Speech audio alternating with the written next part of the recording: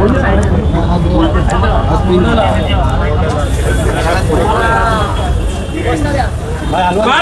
निर्माण सेनेचा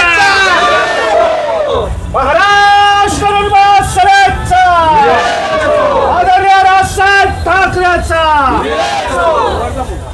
मराठी भाषेचा सन्मान. त्या बोर्डवरती आता काही पुसण्याचं काम केलेलं आहे, त्याबद्दल काय बोलू? नाही, एकतर महाराष्ट्रामध्ये धंदा करायचा आणि मराठी भाषेचा अपमान करायचा कसं सहन करणार?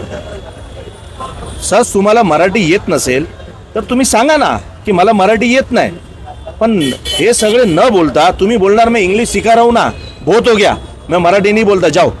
हे कोणचा तरीका आहे? चांदिवली विधानसभेमध्ये या प्रकारची गोष्ट आजपर्यंत घडलेली नाही आहे. इथं सर्व समाजाचे सर्व धर्माचे लोक राहतात, पण असं कधी चांदिवलीमध्ये घडलं नाही. हा पहिला माणूस आहे आणि हा पण इथं राहत नाही, हा बाहेरून राहणारा माणूस आहे. तर याला याची जागा दाखवली नाही तर उद्या असे भांडणं रोज होतील चांदिवलीमध्ये. आणि पोलिसांना जर हे सगळे झेलायची ताकद असेल तर त्याला वाचवा. त्याच्या आधी पण मनसेने एक तो बॉम्बे स्टार म्हणून त्याच्यावर पण ती कारवाई केली होती. कुर्ला विधानसभेचे ते अध्यक्ष होते, त्याबद्दल पण जिथे जिथे आता बॉम्बे म्हणजे आता मुंबई झालाय, किती वर्ष झाले आपले, बरोबर आहे, बॉम्बे आता मुंबई झालाय. तरी काही लोकांना खाज असते, ते बॉम्बे लिहायचा बॉम्बे लिहायचा बॉम्बे लिहायचा.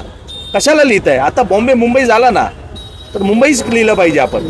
जिथं जिथं महाराष्ट्र मुंबई आणि मराठी भाषेचा अपमान होणार ना तिथे 100% तुम्हाला महाराष्ट्र नवनिर्माण सेना दिसणार. ही कारवाई फक्त छोट्या दुकानांवरती होईल का मॉलमधल्या दुकानावरती पण? छोटा दुकान असू द्या किंवा मोठा दुकान असू द्या, आम्हाला काही फरक पडत नाही. मराठी भाषेचा अपमान जो करेल तिथं आम्ही पोचणार. मॉलवरती पण होईल का? अहो, तुम्ही फिनिक्स मॉलमध्ये जाऊन या, तुम्हाला एक पाटी इंग्लिशमध्ये नाही दिसणार. जेवढं मराठी तेवढं इंग्लिश आहे. समजलं ना?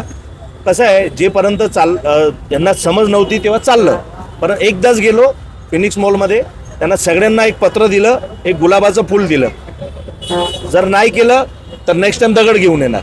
सगळ्यांना समजतंय की महाराष्ट्रात राहतोय, मुंबईमध्ये राहतोय, मराठी भाषेचा सन्मान करायचा आहे.